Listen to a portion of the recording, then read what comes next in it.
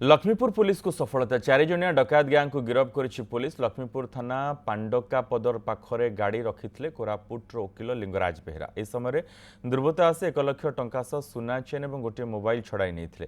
लक्ष्मीपुर थाना रे अभियोग करबा परे सेमानक मध्यरु पुलिस 4 जण को गिरफ्त करिछि। तांकठारु नगद 76,000 टंका, 4टी मोबाइल, 2टी बाइक, चोरी होइतबा मोबाइल सेट, गोटे ऑटो चाबी जबत होइछि।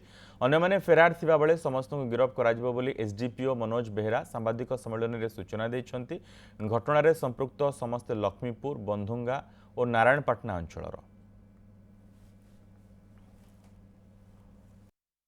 हठात 12-13 जन दुर्बृत्त ठेंगाबाड़ी धरी आसी अतर्कित भाव आक्रमण करी पिंधि सुना चेन को छड़ाई नहीं गले। ब्रीफ केस रे थिबा लाख टंका नहीं गले। तांकर गोटे मोबाइल नहीं गले एवं 2टा बैग रे ड्रेस आउ अन्य कागज पत्र थिला नहीं गले। ड्राइवर पाखरु गोटे पर्स एवं तार ऑटो चाबी नहीं गले।